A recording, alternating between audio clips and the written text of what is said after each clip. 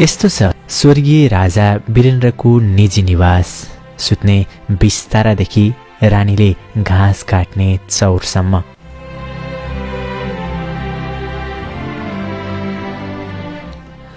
नारायणहिटी दरबारभित्र रहेको तत्कालीन राजा वीरेन्द्रको निजी निवास श्री सदन अवलोकनका लागि सर्वसाधारणका लागि खुल्ला हुने भएको छ। शनिबार संस्कृत पर्यटन तथा नागरिक उड्डयन मन्त्री योगेश भट्टराईले श्री सदन खुल्ला भएको औपचारिक घोषणा गरे। भोलि आइतबार अर्थात् 2077 साल मङ्सिर 7 गतेबाट सर्वसाधारणले अवलोकन गर्न पाउने नारायणहिटी दरबार संग्रहालय विकास समितिका कार्यकारी निर्देशक भेषनारायण दाहालले जानकारी दिए। भनिन्छ श्री सदन राजा वीरेन्द्रकै डिजाइनमा बनाइएको थियो। 2023 सालमा बनेको यो 3 तले भवनमा 12 कोठाहरू छन्। भुइँतलामा तत्कालीन स्वर्गीय राजा वीरेन्द्र र रानी ऐश्वर्याको निजी कार्यालय थियो। भान्साकोठा, खाना खाने कोठा, मदिरा पिउने बार र विश्राम गर्ने कोठा पनि भुइँतलामै छ। तत्कालीन युवराज दिपेन्द्र पनि भुइँतलामै बस्दथे। उमेर पुगेपछि अलग बस्नुपर्ने नियमअनुसार दिपेन्द्र श्री सदनबाट त्रिभुवन सदनमा सरेका थिए। त्यसपछि उनको कोठा खाली थियो।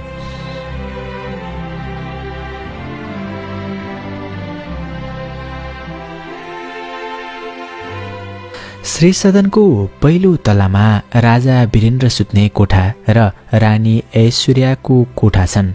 रानी ऐश्वर्याको कोठामा उनले हेर्ने गरेका टेलिभिजन, गीतका क्यासेट र क्यासेट प्लेयरहरू छन्। दोस्रो तलामा कान्छा छोरा निराजन र छोरी श्रुतिका कोठा छन्। भनिन्छ रानी ऐश्वर्याले श्री सदनको अगाडिको बगैँचामा फूलहरू रोप्ने र त्यहाँको घाँस काट्ने समेत काम गर्थिन्। त्यसैगरी मोटर ग्यारेजमा हिटलरले वीरेन्द्रलाई उपहार स्वरूप दिएको गाडी राखिएको छ। त्यसैगरी तत्कालीन राजा त्रिभुवन, महेन्द्र र वीरेन्द्रले चढ्ने गाडी पनि अवलोकन गर्न पाइन्छ। त्यहाँ दिपेन्द्र, श्रुति र निराजनका खेलौना गाडीहरू पनि राखिएका छन्। वीरेन्द्रले प्रयोग गरेको हेलिकप्टर र हवाईजहाज पनि अवलोकन गर्न पाइनेछ। आशा छ तपाईहरू पक्कै पनि एकपटक अवलोकन गर्न जानुहुनेछ। त्यसो त आउनु सुरु गरौँ राजा वीरेन्द्रको बाल्यकाल, विवाह, राजा बन्ने यात्रा अनि छोराछोरीसम्मको सम्पूर्ण कथा व्यथा। सन् 1945 को डिसेम्बर 28 मा जन्मेका जनप्रिय राजा वीरेन्द्र वीरविक्रम शाह आफ्नो बाबु महेन्द्रको मृत्युपछि सन् 1972 मा नेपालको राजा बने।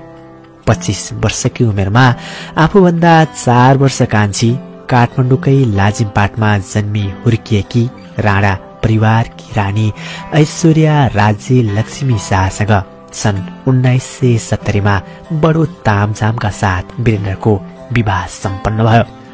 बिहे भएको 1 वर्षमै छोरा दिपेन्द्र शाहलाई जन्म दिएकी ऐश्वर्याले त्यसको ठीक 5 वर्षपछि सन् 1976 को अक्टोबर 15 मा सुन्दर सुशील छोरी श्रुति राज्य लक्ष्मीलाई जन्म दिइन्। त्यसैगरी श्रुति जन्मेको 2 वर्षपछि फेरि सन् 1978 को नोभेम्बर 6 मा कान्छा छोरा निराजनको जन्म भयो। यसरी रानीको कोखबाट 2 छोरा र 1 छोरीको जन्म भएको थियो। आज हामी अधिराज कुमारी श्रुति र उनका 2 छोरी अथवा भनौं वीरेन्द्रका आफ्नै नातिनी कृपाणी र सुरङ्गनाको कुरा गर्न जाँदैछौँ।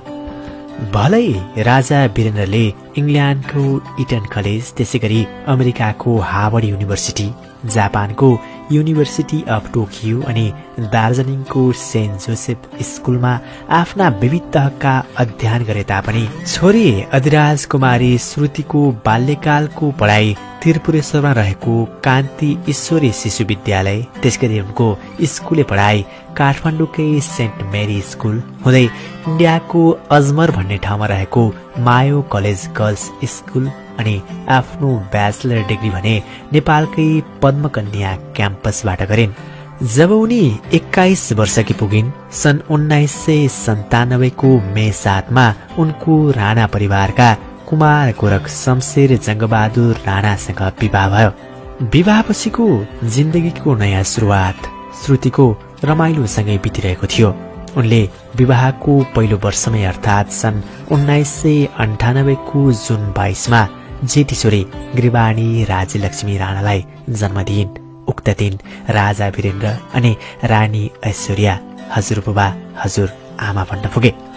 जेठी छोरी जन्मेको ठिक 2 वर्षपछि अर्थात् सन् 2000 को अक्टोबर 21 मा फेरि कान्छी छोरी सुरङ्गना राज्यलक्ष्मी राणाको जन्म भयो। विवाह भएर गए पनि बाबु वीरेन्द्र र आमा ऐश्वर्यासँग श्रुतिको निकट सम्बन्ध थियो।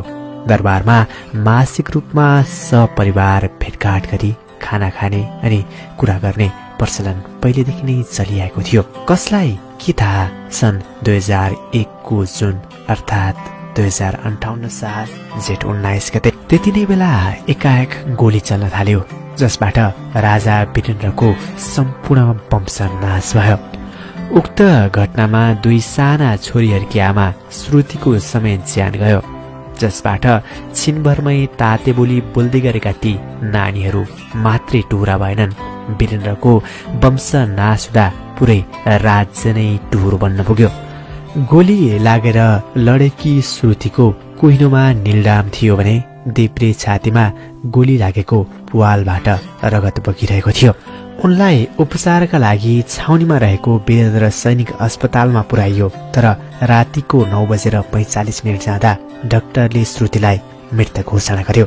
18 वर्ष अघिको दरबार हत्याकाण्डमा बाँचेका गोरखसँग धर्मपत्नी श्रुतिको सबैभन्दा महत्वपूर्ण चिनो केही छन् भने श्रुतिको कोखबाट जन्मेका 2 छोरी गृहवाणी र सुरङ्गना राणा छन्। 19 जेठ 2058 को दरबार हत्याकाण्डमा हजुरबुबा हजुरआमा मामा र आमा समेत गुमाएका यी 2 नानीहरू त्यस यता चाहिँ गुमनाम छन्। उनीहरू संसार माध्यमबाट बिल्कुलै टाढा छन्। सामाजिक सार्वजनिक कार्यक्रममा पनि बिरलै देखिन्छन्। उनीहरू यति धेरै अलगावमा छन् कि गोरखका निकट पारिवारिक सदस्य पनि गृहवाणी र सुरङ्गना बारे बताउन असमर्थ छन्। दरबार हत्याकाण्डको बेला भर्खरै 3 वर्ष पार गरेकी श्रुति गोरखकी जेठी छोरी गृहवाणी यति बेला 21 वर्षकी पुगिसकेकी छन् भने सिर्फ 7 महिनाकी सुरङ्गना चाहिँ 19 वर्ष पार गरिसकेकी छन्। राजा वीरेन्द्रका चिकित्सक समेत रहेका डाक्टर खगेन्द्र बहादुर श्रेष्ठले विक्रम सम्वत 2069 साल जेठमा काठमाडौँमा फोटो प्रदर्शनी आयोजना गरेका थिए। प्रदर्शनीमा राजा वीरेन्द्र र शाही परिवारसँग सम्बन्धित तस्बिर राखिएको थियो। डाक्टर श्रेष्ठको निम्तो स्वीकार्दै श्रुतिको चिनोका रूपमा रहेका 2 छोरीहरूका साथमा गोरख बबरमहल स्थित नेपाल आर्ट काउन्सिल पुगेका थिए। आमा श्रुति सहित दरबार हत्याकाण्डमा ज्यान गुमाएका शाही परिवारका अन्य सदस्यहरूको तस्बिर देखेपछि गृहवाणी भावुक बनेर आँसु झारेकी थिइन्। आँसु त बाबु गोरखका पनि आएका थिए, तर उनले भने आँसु दबाउँदै प्रदर्शनी हलबाट बाहिर निस्किए। त्यसैता गृहवाणी र सुरङ्गना सार्वजनिक रूपमा देखिएको भनेको 2068 जेठ 19 मा नारायणहिटी दरबार अगाडि आयोजना गरिएको कार्यक्रममा हो, जुन दरबार हत्याकाण्डमा ज्यान गुमाएका शाही परिवारका सदस्यहरूको सम्झनामा गरिएको थियो। नेपाल साप्ताहिकले छापेको खबर अनुसार शाही परिवारका अन्य सदस्य जस्तै गृहवाणी सुरङ्गना सार्वजनिक कार्यक्रममा नदेखिनुको एउटा कारण उनीहरू केही वर्ष यता काठमाडौँमा नहुनु पनि हो। दुवैजना अहिले छिमेकी मुलुक भारतमा अध्ययनरत छन्, त्यो पनि भिन्दा भिन्नै शहरमा। गृहवाणी र सुरङ्गना जब लगनखेल स्थित सेन्ट मेरिज स्कुलबाट 2 वर्षको अन्तरालमा कक्षा 4 पास भए, गोरखले दुवैलाई क्रमैसँग देहरादून स्थित रहेको गर्ल्स स्कुलमा भर्ना गरिदिएका थिए। उनीहरूलाई इन्डिया लगेर पढाउनुको एक मात्रै कारण थियो, दरबार हत्याकाण्ड र श्रुतिको निधन सम्बन्धी प्रसङ्गलाई गोरख बिर्सन चाहन्थे। त्यसैले छोरीहरूलाई पनि प्रेसले नभेट्टाओस् र त्यो प्रसङ्ग सुन्न नपरोस् भनेर उनीहरूलाई भारत लगिएको थियो। बिहेको 5 वर्ष नबित्दै गोरखका काखमा 2 नाबालक छाडेर श्रुति धरतीबाट बिदा भइन्, आफ्ना आमा बाबु र दाजुभाइका साथ। गोरख आफै आमा अनि बाबु भनेर 2 छोरीहरूको स्याहार सुसार गरिरहेका थिए, तर सबै कुरा आफैले मात्र नभ्याइने रहेछ। श्रुति गुमाएको 7 वर्षपछि गोरखले बैतडीकी दीप्ति चन्दसँग बिहे गरे 2065 मङ्सिर 21 गते। दीप्ति नाताले पूर्व प्रधानमन्त्री लोकेन्द्र बहादुर चन्दकी भाइ कृष्ण बहादुर चन्दकी छोरी हुन्। दीप्ति तर्फबाट पनि गोरखकी एक छोरी छन् जसको नाम सुरभि हो। बाबु गोरखले गरेको दोस्रो बिहेलाई गिरवाडी र सुरङ्गनाले कसरी लिएका छन् भन्ने कुरा तपाईको मनमा प्रश्न उठ्न सक्छ। माया र ममतामा कुनै भेदभाव नगरेर आफूमाथिको प्रश्नको उत्तर गोरख र दीप्तिले दिइसकेका छन्। जहाँसम्म गिरवाडी सुरङ्गनामाथि उठेको प्रश्न हो त्यसको जवाब गोरख दीप्तिको बिहेकै दिन दिएका रहेछन्। नाम बताउन नचाहने गोरखकी एक नातेदार भन्छन् बिहेको भोलिपल्ट अर्थात् 2065 मङ्सिर 22 गतेमा दाम राख्ने कार्यक्रम थियो। त्यो कार्यक्रमको तस्बिर हाँसी खुसीका साथ गिरवाडी र सुरङ्गनाले नै खिचेका थिए। यस्तै हार्दिक व्यवहार त्यसयता उनीहरूले देखाइसकेका छन्। साना नानीहरूका लागि आमा जतिको प्यारो हुन्छन् उत्तिकै प्यारा हुन्छन् मामाहरू पनि। तर दुर्भाग्य दरबार हत्याकाण्डमा उनीहरूले आफ्नै आमा मात्रै गुमाएनन्, मामा पनि गुमाए। हजुर आमा मावलीतर्फ पनि गुमाए। स्रोतका अनुसार जब उनीहरूको पढाइ छुट्टी हुन्छ काठमाडौँ आइपुग्न साथ हुर्रिएर उनीहरू पुग्ने ठाउँ हो नारायणहिटी दरबार परिसरभित्रै रहेको महेन्द्र मन्जिल, जहाँ झण्डै 90 वर्ष पुग्न लागेकी पूर्व मुमा बडा महारानी रत्न शाह आफ्नो जीवनको उत्तरार्ध बिताउँदैछिन्। स्रोतको भनाइमा काठमाडौँमा रहँदा प्रत्येक दिन जसो उनीहरू महेन्द्र मन्जिल पुग्छन्।